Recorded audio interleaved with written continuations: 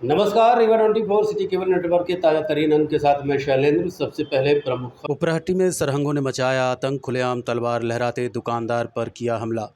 Highway में लूट करने वाले 5 आरोपियों को मनगमा पुलिस ने किया गिरफ्तार। भाजपा नेता के बेटे के साथ हुए गोलीकांड मामले में सभी आरोपी दोषमुक्त और सीवरेज प्लांट के तिवारा लोकार्पण को लेकर विवाद गहराया। महापौर ने प्रेस कॉन्फ्रेंस कर उठाए गंभीर सवाल। खबरें विस्तार से, आइए नजर डालते हैं पहली खबर पर। उपराहटी मोहल्ले में सरहंगों की दहशतगर्दी और मारपीट का वीडियो वायरल हुआ है। उपराहटी के रहने वाले वामन गोपाल गुप्ता ने बताया कि अपने घर के भीतर बैठे थे, तभी पास के ही पारस, सागर, पिंटू, शिवा और राजा आपस में मारपीट करते हुए मेरी दुकान की तरफ आ गए और फिर दुकान में घुसकर मारपीट की। जब रोकने की कोशिश की तो घर की बहन बेटियों को भी गालियां देते हुए मारपीट की, जिसका वीडियो सामने आया है, जो पुलिस और मीडिया को सौंपा गया है। ये परसों रात को ये कुछ चार छह सामाजिक तत्व हैं जो पारस और सागर और सिंटू, शिवा, राजा, ये लोग आपस में किसी दूसरे से लड़ रहे थे। फिर ये लड़ते लड़ते ये दुकान में आए और दुकान में यहाँ पे आके उस जिससे लड़ाई हो रही थी उसको यहाँ तक लेकर आए। फिर कोई मारने किए तो चप्पल चली गई दुकान के अंदर। तो दुकान के अंदर चप्पल चली गई तो वो चप्पल कहीं के अंदर का मेक रहे हो, चप्पल बाहर में उसको करने लगी तो गाली देने लगा, तेरे क्या है हैं?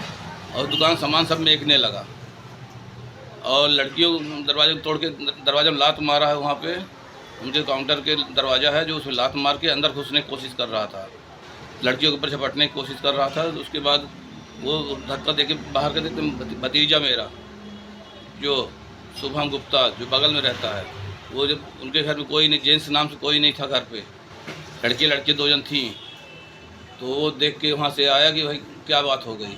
तो देखने गया तो उनको कहा कि क्या कर रहे हो यहाँ पे, तो उसी को लपट के मारने लगे।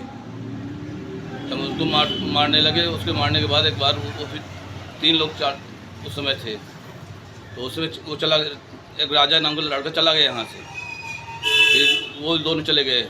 फिर बाद में दोबारा आए हैं तो फिर लड़ाई करने लगे हैं, सामान वामान सब मेकने लगे हैं और गाली गलौज कर रहे थे। वो डंडा लेके मारने के लिए वो कर रहे थे। इतने में हमको जानकारी मिली सुबह को लड़ाई हो रही है, मार रहे हैं। हम बाहर निकले तो हमको भी वो लोगों ने मारा और पूरे हमारे घर पैर हाथ में पूरी चोट लगी हुई है और बड़े बड़े ढोंका से पटक के मेक के मारने की कोशिश कर रहे थे। आपने थाने में FIR की? थाने में FIR करने मैंने गया हूँ 11 बजे, 11:30 बजे करीब FIR किया था। उस FIR करने के बाद मैं मेडिकल कराया हूँ और मेडिकल कराने के बाद आके घर सो गया हूँ। फिर उसके बाद ये 2:30 बजे रात फिर आए। 2 बजे रात में मेडिकल करा के लौटा हूँ और 2:30 बजे रात करीब ये आए हैं। एक अकेला आया आगे, सागर नाम है, वो अकेले, बाकी लोग सब लुके उधर खड़े थे गली के पास। ये अकेले आया है, ढोंका पटक रहा, शटर में बगल दुकान है, जो शटर में आगे पटक रहा, बड़े बड़े ढोंका पटका है, जिससे उनकी दुकान का ताला टूट गया। और उधर जब नहीं कुछ हरकत किए ये लोग, लड़कियां थी तो छत चढ़ गई वहाँ से, फिर ये लोग देख रही थी, नहीं निकली बाहर। फिर हमारे घर में आके दरवाज़ा में पत्थर मारा है 2 बार आगे, दरवाज़ा नहीं टूटा तो तिवारा लातों से मार के दरवाज़ा तोड़ डाला पूरा। ये दरवाजे हम लोग अंदर खड़े थे, क्योंकि कौन निकले लोफड़ो, उसका है पंचायत करें, अपना करने तो जो चले जाएंगे, पिए खाए होंगे। कि जब दरवाज़ा टूट गया तो ये फिर घुस के लड़ाई करने लगा हमसे। इतने में जब देखे तो हम निकले बाहर, और तो इतने में सब जितने वो 10-12 लोग वहाँ लुके थे वो सब आके लपट के हमको मारने लगे। हम और शुभम थे जब, तो 2 लोग थे मात्र उस समय। तो हमको दोनों को वो लोग मिल के मारे हैं, लाठी, बेल्ट और पता नहीं औजार क्या क्या लिए थे, तो इसलिए मेरा हाथ भी फाट गया है। और फिर आपको आप फिर थाने गए? फिर थाने गए जाना, मैं गया था तो उसमें वहाँ पे 112 वगैरह आई थी यहाँ पे, उनको मैंने वो किया था तो उनको ढूंढने गए हैं, ढूंढ के उनको समझाइश दे के चले गए। फिर उसके बाद कल क्या हुआ?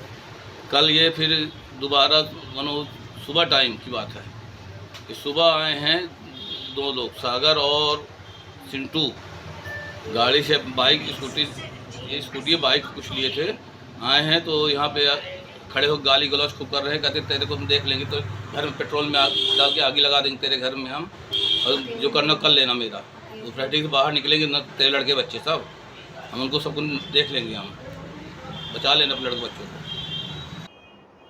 आप देख रहे हैं Rewa 24 news city cable network. रुक करते हैं अगली खबर का। हाईवे में लूट की घटनाओं को अंजाम देने वाले 5 आरोपियों को मनगमा पुलिस ने गिरफ्तार किया है।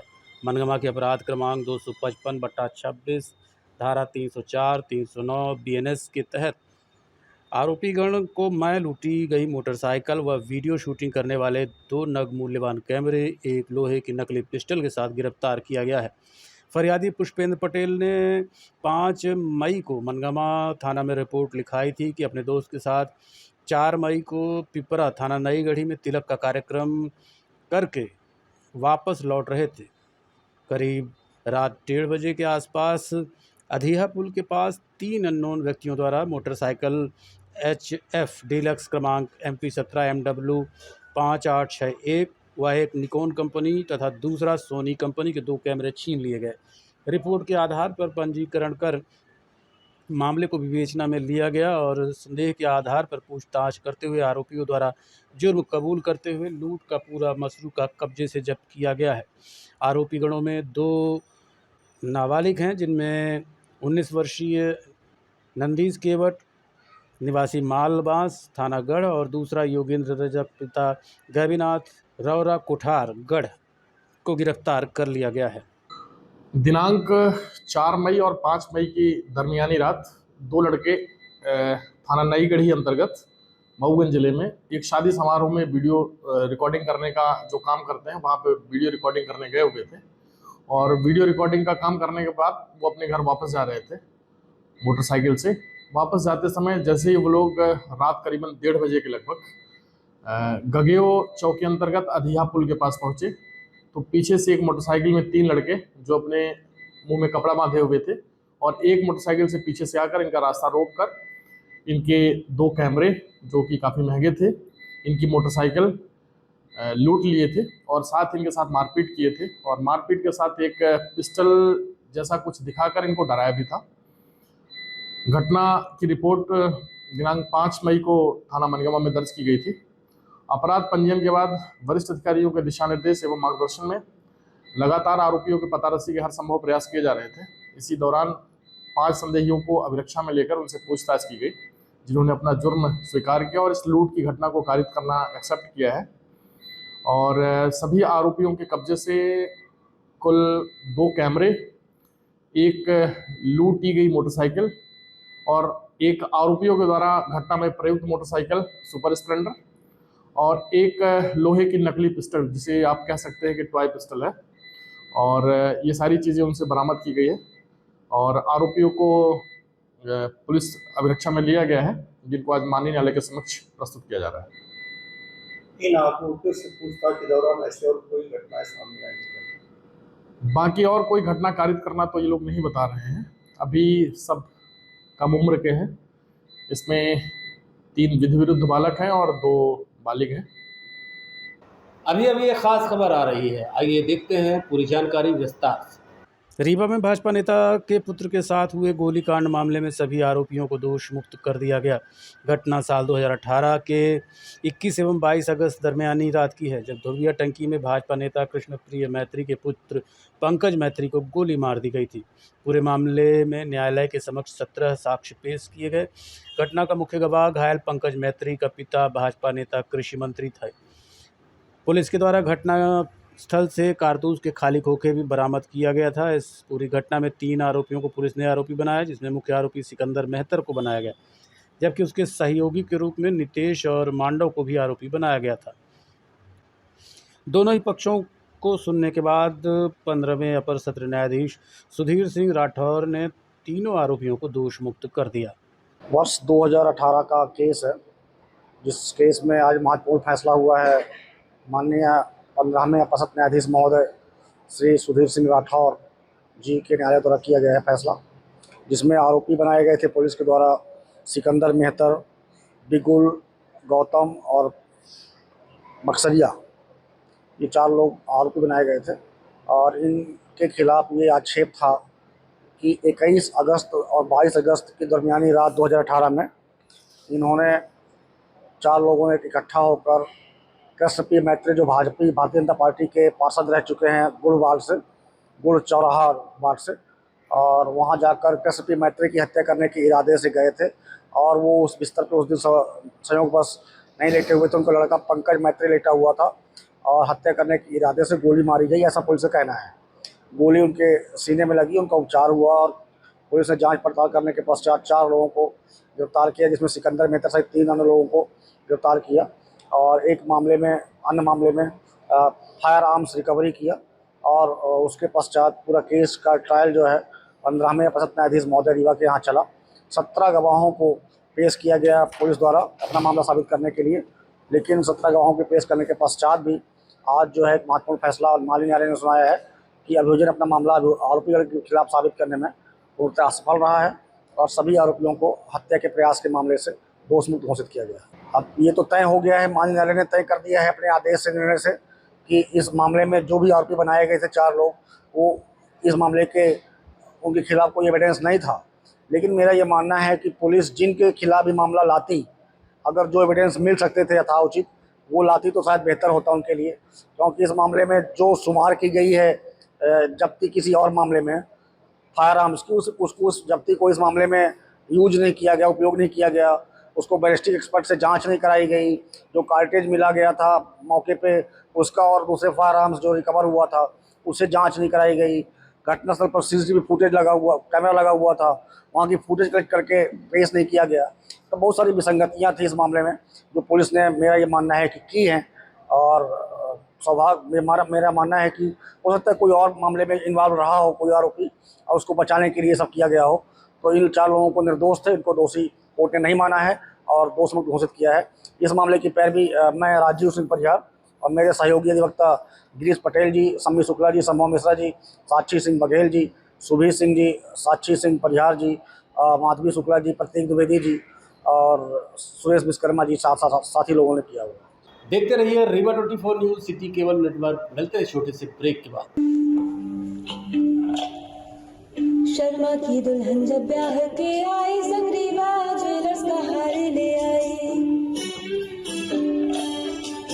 छा गया नाम शर्माइन का गहना, हाय रे शर्माइन का गहना, हाय रे शर्माइन का गहना। शर्मा ने बहन का ब्याह रचाया, रीवा ज्वेलर्स का सेट फिर से ले आया। बन गया वो मिसराइन का गहना, हाय रे मिसराइन का गहना, हाय रे मिसराइन का गहना। मिसराइन का बेटा अफसर बन गया, पत्नी के गले में आईना चमक गया। बन गया वो अफसराइन का गहना, हाय रे अफसराइन का गहना, हाय रे अफसराइन का गहना। शर्माइन की बिटिया डोली चढ़ गई, हार पे डायमंड की रोशनी जग गई। बन गया नई बहुराइन का गहना, हाय रे बहुराइन का गहना। रीवा से लेकर विंध्य तक छाया, हर शादी में रीवा ज्वेलर्स का नाम आया। पीढ़ी दर पीढ़ी विश्वास से जगाया, रीवा ज्वेलर्स ने हिस्सा निभाया। कोई ब्याह कराए या ना कराए, हाय पर गहना बनाए तो रीवा ज्वेलर्स से बनाए। शर्मा की दुल्हन जब ब्याह के आई, संग रीवा ज्वेलर्स का हार ले आई। छा गया नाम शर्माइन का गहना, हाय रे शर्माइन का गहना, हाय रे शर्माइन का गहना। शर्मा ने बहन का ब्याह रचाया, रीवा ज्वेलर्स का सेट फिर से। ब्रेक के बाद आपका स्वागत है। देखिए हमारे संवाददाता की खास रिपोर्ट। रीवा नगर निगम में एक बार फिर विवाद की स्थिति सामने आई है। बताया जा रहा है कि वार्ड नंबर 6 में निर्मित सीवरेज प्लांट के उद्घाटन को लेकर विवाद चल रहा है। वार्ड नंबर 6 जिरिया के समीप 12.5 MLD का एक सीवरेज प्लांट बनाया गया था, जिसकी नींव 2009 में रखी गई। 2013 में उप मुख्यमंत्री ने भूमि पूजन किया। इसके बाद 2016 में भी लोकार्पण कर दिया। अब एक बार फिर इस ट्रीटमेंट प्लांट का लोकार्पण करने की तैयारी की जा रही है।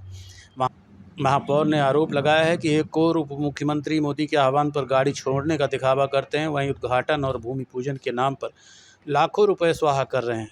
आपको बताते चलें कि सीवरेज प्लांट बाढ़ में 2 से 3 बार टूट भी चुका है, जिससे काफ़ी नुकसान हुआ था। पूरी जानकारी के लिए आपको लिए चलते हैं पत्रकार वार्ता में और जानते हैं क्या कहना है महापौर अजय मिश्रा का। अब 2016 में जब लोकार्पण हुआ और इसके जस्ट बाद जैसे ही बाढ़ आई तो पूरा 12 MLD का सीवरेज ट्रीटमेंट प्लांट पानी से लबोलब हो गया।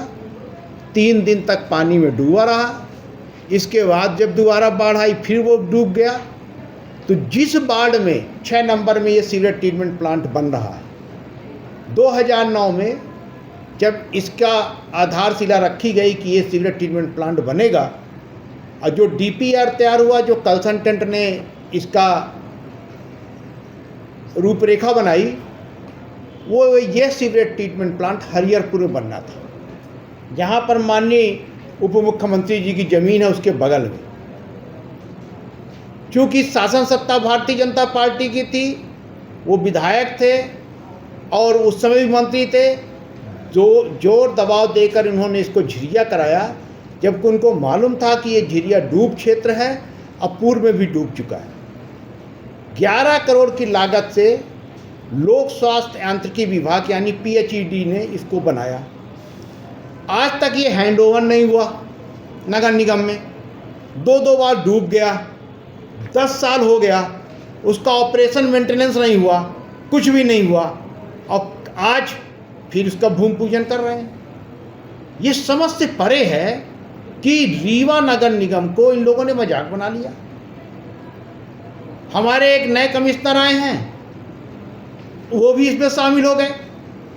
तो भारतीय जनता पार्टी की सरकार की कथनी और करनी का अंतर आपको आज समझ में आ गया कि एक तरफ मोदी जी का राग अलापते हुए कि हम एक गाड़ी में चढ़ेंगे और एक तरफ मोदी जी के अनुसरण करते हुए कि जैसे मोदी जी विदेश चले गए वैसे लाखों रुपए खर्चा करके भूमि पूजन भी कराएंगे। तो मेरा आप सबसे ये कहना है कि ये जो भूमि पूजन हो रहा है ये गलत तरीके से हो रहा है। मैंने आज नगर निगम कमिश्नर को पत्र भी जारी किया है और उनसे 7 दिन के अंदर जवाब भी मांगा है। हमने ये लिखा है उसमें कि 12 MLD का सीवरेज ट्रीटमेंट प्लांट का भूमि पूजन 2013 में हुआ और 2016 में लोकार्पण हुआ। उस समय भारतीय जनता पार्टी की महापौर भी थी ममता गुप्ता जी और राजेंद्र शुक्ला जी विधायक भी थे, मंत्री भी थे। ठेकेदार के जो ठेकेदार था KK स्पन, वो 2017 से 2022 तक कार्य किया और उस बीच में आप तमाम समाचार पत्र जो प्रिंट मीडिया इलेक्ट्रॉनिक मीडिया के साथियों ने उसकी तमाम भ्रष्टाचार की पोल खोला। वो टोटल काम 2022 तक में 20 से 22% किया था। उसको भी प्रश्रय हमारे रीवा विधायक राजेंद्र शुक्ला जी दे रहे थे। जब जनता ने अपना महापौर हमको बनाया, कांग्रेस पार्टी का महापौर बना, तो हम लोगों ने उसको टर्मिनेट कराया टेंडर को और सहज कंपनी को टेंडर दिलवाया। उसके अनुबंध में लिखा हुआ है कि ठेकेदार केवल कमीशनिंग करेगा। तो जब वहाँ का जो प्लांट है पूरी तरह से जर्जर हो गया, PHE विभाग के हैंडओवर है और वहाँ पर कोई देख रेख करने वाला नहीं था, सामान चोरी हो गया, तो कमीशनिंग कैसे होगी। कमिश्नर को मैंने ये पत्र की कॉपी भेजी, उन्होंने लिखा हमको व्हाट्सएप में कि एक छोटा सा भूमि पूजन है जीर्णोद्धार के लिए। जीर्णोद्धार किस चीज़ का? जो हमारे पास हैंडओवर नहीं है उसका कैसे जीर्णोद्धार होगा? इसका भुगतान आप कहाँ से करेंगे? अमृत योजना और स्मार्ट सिटी पूरे देश में लागू है, कोई रीवा इसके लिए इकलौता नहीं है। हम तो स्मार्ट सिटी के दायरे में नहीं है, सतना तो स्मार्ट सिटी के दायरे में भी है। छोटी छोटी नगर निगम भी इस नगर पालिकाएँ भी स्मार्ट सिटी और अमृत योजना के दायरे में हैं। इसमें हमारे रीवा के मंत्री जी का कोई योगदान नहीं। रोज़ मीटिंग लेना और ये बोलना कि पैसे की कमी नहीं होगी।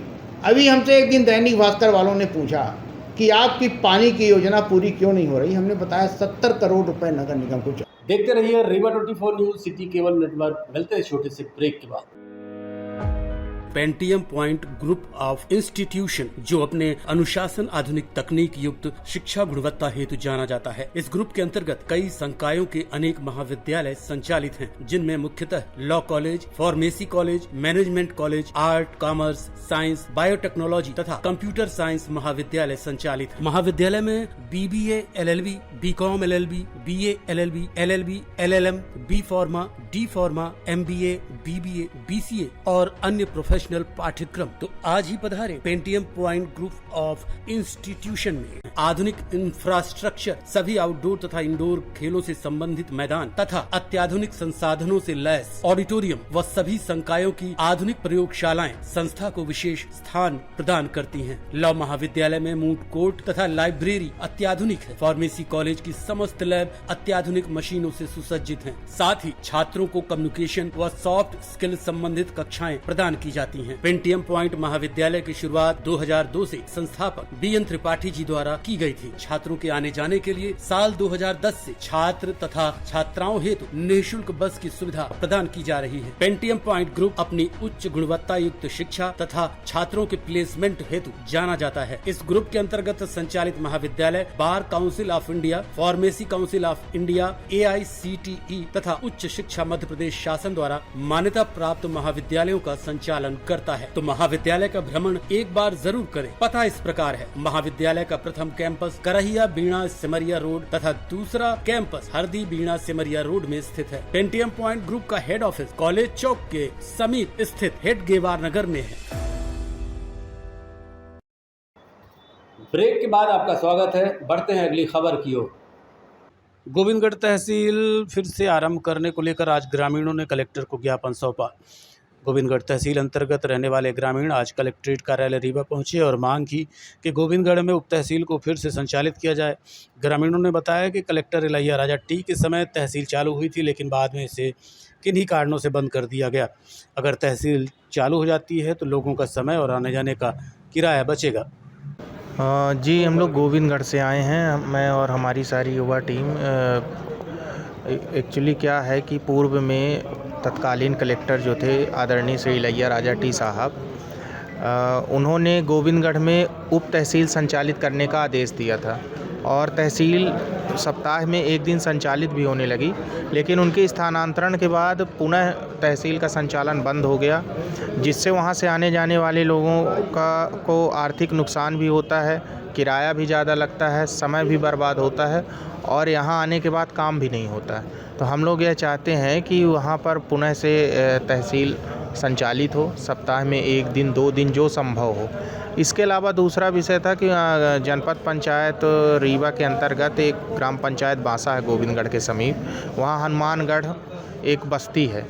वहाँ आज 15 वर्ष से पानी की भीषण समस्या है और गर्मी के दिनों में इतनी तेज़ धूप में वहाँ की महिलाएं, छोटे बच्चे कम से कम आधा किलोमीटर दूर जाकर दूसरों के घरों से पानी मांग करके गुजर बसर कर रहे हैं। तो गर्मी में तो तत्काल उनको पानी की व्यवस्था कराई जाए टैंकर के माध्यम से या जो भी उचित माध्यम हो।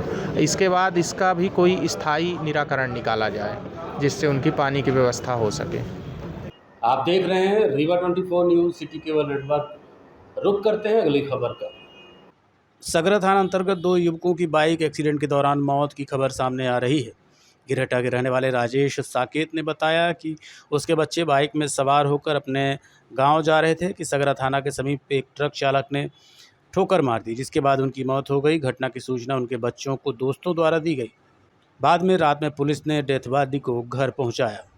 कल क्या घटना हुई? कल घटना हुई, बच्चे लोग मतलब वो क्या घटना हुआ कि मतलब बच्चे लोग घर से जा रहे थे गांव, मतलब रीवा से गांव जा रहे थे, तो बीच में क्या एक्सीडेंट हो गया। कहाँ पे? ये सगरा थाना से थोड़ा से पहले, सगरा थाना के ऊपर पार यही पर।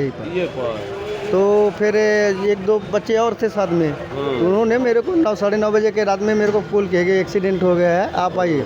फिर वहाँ से जब मैं आए तो यहाँ तो आ नहीं पाते, फिर वो पुलिस वाले थाने के अपने गाड़ी में ला करके लाश को मतलब इधर। बच्चे के नाम क्या है? बच्चे का नाम आकाश है, एक का और दूसरे का पंकज। दोनों के तकल में दोनों रहने वाला एक जीवला का है, एक करौंदा का है। नहीं यार भाई जी दोस्त थे कि भाई? नहीं, अगर रिश्ते में भाई भाई लगे रहे थे। 15 वार्ड का है जीवला। हाँ। आज के अंक में इतना ही। देखते रहिए Rewa 24 news city cable network.